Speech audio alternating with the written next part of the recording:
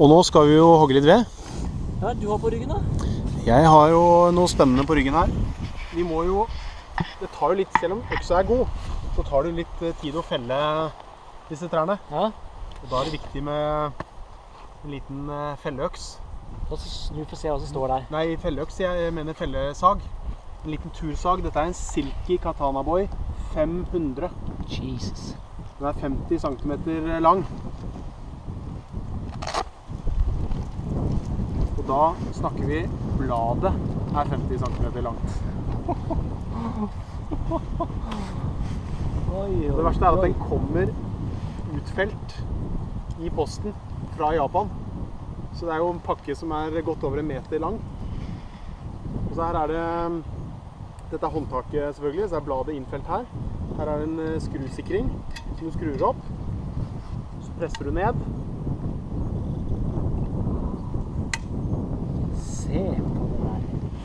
Så får du sagen der, og så kan du så strammer du den der for å sikre den. Se på det bladet her da. Se på de tenna. Wow. Sjukt. Japanese Nippon quality. Og denne kan du bruke som til selvforsvar også. Det der er ikke noe spøke med, altså. Skikkelig sag. Dette er aluminium, mener jeg. Den veier 900 gram. 910 gram, tror jeg det er. Rett under kiloen. Veldig myk sag. Det blir spennende å prøve den. Jeg har ikke prøvd den ennå, så det er ikke noe review. Men er dette sånn å forstå at det er liksom at den sager på en av veiene? Ja, den sager bare mot deg. Ja. Så når du skyver fra deg, så trenger du ikke bruke noe særlig kraft. Den bare drar mot deg. Er det for å unngå at du presser den, og at du liksom låser den, og at bladet liksom vendes? Nei, jeg kjenner ikke til hvorfor det er på den måten. Men prinsippet er jo litt logisk, for at når du drar den tilbake, så har du jo ikke mulighet til det. Da vil den alltid holde seg rett hele veien. Ja. Den vil ikke bøye seg på noen måte. Men når du presser, så vil den kunne bøye seg. Ja. Den er jo som sagt ganske fleksibel. Men den er veldig lett. Den veier da samme som øksa di. Ja. Dette er en fantastisk øks. Jeg har lest mye godt om den. Men hvis du skal felle et tre, så krever det jo enormt mye mer energi å felle et tre med en øks enn en sag. Ja. Det er klart, du kan jo ta med deg buesag eller ta med deg noen svære greier ut i felt, men dette er jo mye mer praktisk, sånn sett. Ja, de er utrolig skarpe, disse taggene her. Så når du skal lukke den igjen, så bare trykker man, skrur den først opp, trykker, og så stopper den der. Det er egentlig veldig greit, for hvis du har fingrene der, da ryker det, altså. Da er det et eller annet som ryker. Og fordelen med at man ikke har buesagen, er at da kan man ikke være forhindret i forhold til tykkelsen på treet.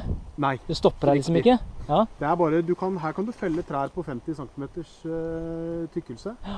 Og så går den veldig lett ned i sekken. Bare folder den ned sånn som dette, og så stapper den ned i sekken, eller stropper den fast på utsiden. Nei, men la oss teste dette da. Vi har jo tre her borte vi skal jobbe med. Vi skal Katana-boyen testes.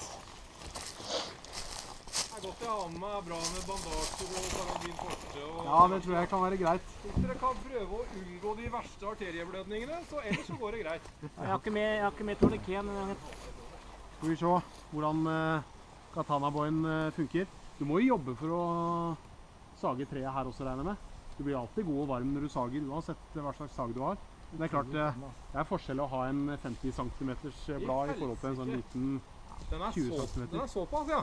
Det er ikke den største. Når de sier katana, så mente de katana. Ja, og du får denne i 65 også. Hva slags står der, ja? Det er aluminium, tror jeg. Nå står du foran kamera her. Du må si hei til YouTube. Hei. Så kan du bytte ut bladene på den. Det går an å bytte ut bladet, ja. Jeg er utrolig spent, altså.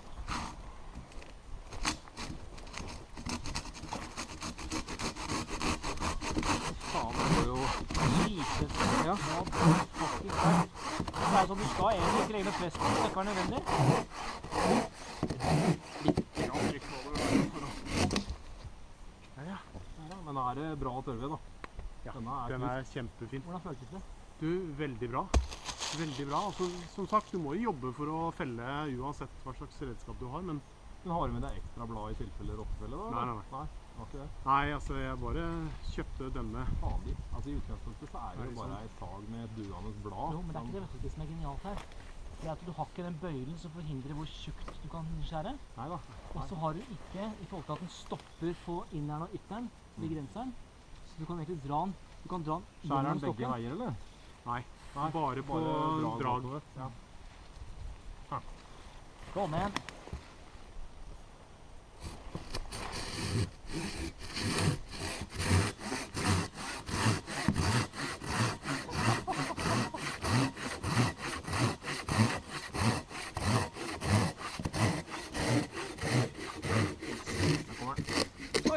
Det er jo fantastisk. Men det som du sier, altså, du trenger ikke å bruke kraft. Du skal ikke presse, Nei.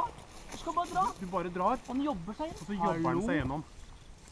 Det er det råeste. Derfor motormassakre en del tre. Jeg var litt spent på hvordan det ville være å bare ha et langt skaft. Ja. Men det virker veldig intuitivt og veldig greit. Søren, altså. Yes, dette er jo sånn ordentlig vedsag med lange tenner og... Thomas, prøv her. Ja, sant. Lønner seg å ta den forover først, så du lager lite spor. Vi fikk jo et fint kutt da.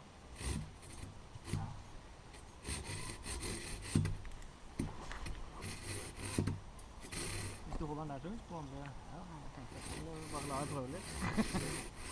Ja. Men det er som... Nei, det krever litt... For du tar så mye hver gang. Helt rått. Presser du hardt, eller? Presser ikke det hele tatt. Jeg drar. Er det meningen også, eller Kenneth, at man skal ta det mest på trekket, eller skyver? Ja, det er bare på trekket han skjærer. Det er det, ja? Ja. Oi. Se på. Det er brutalt. Ja, jeg vet det. Se på det fine kuttet her. Det er brutalt, altså. The fucking shit. Hæ? Faen meg helt... Førsteinntrykket er jo godkjent, da. Ja, jeg må jo si at... Men det er litt teknikk. Ja, det er litt teknikk. Se hvor fint han skjærer. Helt nydelig. Se her, da. Det er helt nydelig. Lukter det godt? Ja, det lukter godt. Deilig. Føler meg som en lumberjack. Yes, keep on going, man. Det er ikke mange minuttene vi har jobbet her nå, Thomas. Nei, jeg tenker en 12-15 minutter. Er det sånt da? Altså effektivt, da. Ja, om det. Nei, ikke det. Vi har pratet og skit og...